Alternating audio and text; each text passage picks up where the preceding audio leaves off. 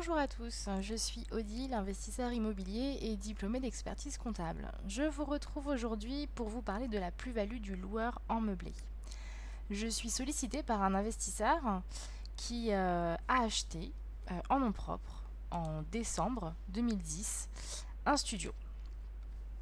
Il l'a payé 80 000 euros. Au départ, c'était un achat pour y vivre, il en fait donc sa résidence principale jusqu'en 2012. Date à laquelle il déménage et il le met en location nue. Son locataire quitte l'appartement au 31 décembre 2016 et entre-temps, il a découvert les bienfaits de la location en meublé. Il décide donc au 1er janvier 2017 de le louer en meublé au régime réel d'imposition. À cette date, son cabinet comptable lui demande une estimation du bien afin de l'inscrire à l'actif du bilan de son activité de loueur meublé. Le bien est estimé à 130 000 euros. En 2017 et en 2018, il a le statut de loueur meublé non professionnel. Par simplification, le cabinet comptable amortit linéairement le bien sur 25 ans après déduction d'une quote-part de foncier que le cabinet estime à 15%. L'annuité d'amortissement s'élève donc à 4 420 euros. On utilisera cette information pour les calculs par la suite. Les amortissements sont totalement et systématiquement utilisés, il n'y a pas de report. En 2019, plusieurs investissements immobiliers ont permis à notre investisseur de basculer loueur meublé professionnel. En effet, il remplit les deux conditions de revenus qui suffisent à faire de lui un loueur meublé professionnel depuis la mise à jour de la doctrine fiscale. En 2019, il souhaite engager un nouveau projet immobilier de grande ampleur avec des associés et il doit apporter des fonds propres. Donc il se demande pourquoi ne pas vendre un des biens qu'il possède, et notamment celui-ci, avec une forte plus-value à la revente. Avant de prendre sa décision, il voudrait anticiper la fiscalité qu'il aura à payer sur sa plus-value, afin de déterminer ce qui lui restera à l'issue de cette vente. Il décide de faire ses calculs pour une vente prévue au 31/12/2019 au prix de 145 000 euros.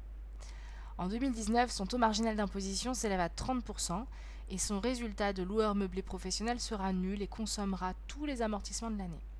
Je vous propose donc de calculer la charge fiscale et sociale sur cette plus-value. Première étape, il faut déjà déterminer combien de plus-value il va falloir calculer. Et là, en l'occurrence, nous allons en avoir deux. Une première plus-value, la plus-value des particuliers, entre 2010 et 2016, soit 6 années, pour 50 000 euros, c'est-à-dire la différence entre le prix d'acquisition et le prix à l'inscription à l'actif de l'activité de loueur meublé, puisqu'à cette date, le bien quitte le patrimoine privé pour rentrer dans le patrimoine professionnel de notre loueur meublé.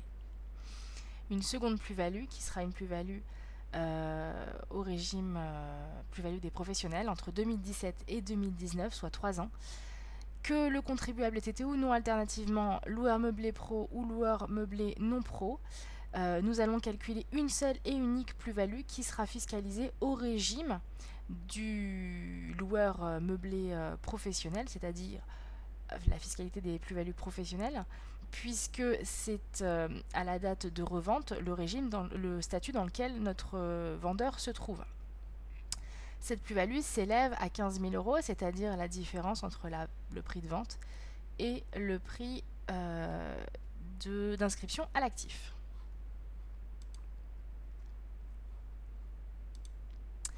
Pour calculer la plus-value des particuliers, nous allons repartir donc du prix d'acquisition, 80 000 euros. Nous allons défalquer, ou plutôt ajouter au prix d'acquisition les frais d'acquisition forfaitaires de 7,5%, soit 6 000 euros. Nous allons ajouter également les travaux forfaitaires de 15%, soit 12 000 euros. Et nous obtenons un prix d'acquisition corrigé de 98 000 euros, que nous allons comparer avec le prix de cession de 130 000 euros, puisqu'encore une fois, le bien quitte le patrimoine privé pour cette valeur-là, pour entrer dans le patrimoine professionnel du loueur meublé. Nous avons donc une plus-value nette imposable de 32 000 euros. Nous allons calculer l'impôt sur le revenu sur cette plus-value après abattement pour durée de détention. Je vous rappelle que nous avons le droit, après 5 ans de détention, à 6% d'abattement par année. Ici, nous sommes donc à 6 ans, donc nous allons utiliser qu'une seule année d'abattement pour durée de détention. et ça nous fait un impôt sur la plus-value de 5 715 €. Deuxième étape, calcul des prélèvements sociaux sur cette plus-value, toujours après abattement pour durée de détention. Alors là, le taux n'est pas le même pour les prélèvements sociaux par rapport au taux qu'on utilise pour le calcul de l'IR. Et nous obtenons donc un calcul de prélèvements sociaux de 5 413 €. Deuxième étape, calcul de la plus-value des professionnels. Donc nous allons nous intéresser à toute cette partie-là. Nous vendons au statut de loueur meublé professionnel, donc sur toute la période d'activité de loueur meublé, nous n'allons calculer qu'une seule plus-value et fiscaliser au régime des professionnels. Le prix d'acquisition, plutôt le prix d'entrée à l'actif qui marque l'entrée dans le patrimoine professionnel, c'est donc 130 000 €. Le prix de cession, c'est 145 000 €. Nous allons négliger les frais, les taxes supportées par le vendeur lors de la vente et nous obtenons donc une plus-value nette imposable de 15 000 €. Nous allons distinguer la plus-value court terme à hauteur des amortissements qui va donc correspondre au montant amorti pendant toute la durée d'activité de loueur meublé, soit 3 années. Pour obtenir le calcul des amortissements, pour mémoire, le cabinet amortissait par simplification en linéaire le bien après avoir défalqué de 15% pour le foncier qui ne s'amortit jamais. J'ai donc 130 000 € de valeur du bien, fois 85% pour retirer donc le foncier qui ne s'amortit pas, divisé par 25 ans, c'est l'option d'amortissement linéaire qui a été prise par le cabinet. Ça, c'est l'amortissement pour une année. Je le multiplie par 3 ans puisque je suis en activité de loueur meublé pendant 3 années et j'obtiens 13 260 €. C'est donc ma plus-value court terme. Ma plus-value court terme est incorporée au résultat du loueur meublé de l'investisseur, ce qui va gonfler son résultat de l'année 2019 puisqu'il vend en 2019 et donc son impôt sur le revenu et ses charges sociales de loueur meublé professionnel en 2019.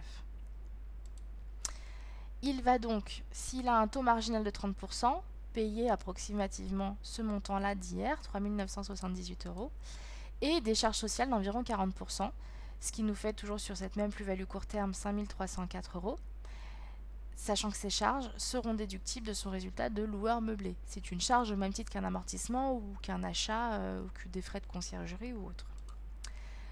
Deuxième étape, calcul de la plus-value long terme, c'est donc la plus-value brute moins la plus-value court terme, ce qui nous fait 1 740 € et cette plus-value long terme est taxée à 30%, soit 522 € d'impôt. Au total, pour la plus-value des professionnels, nous avons à payer 9 804 €.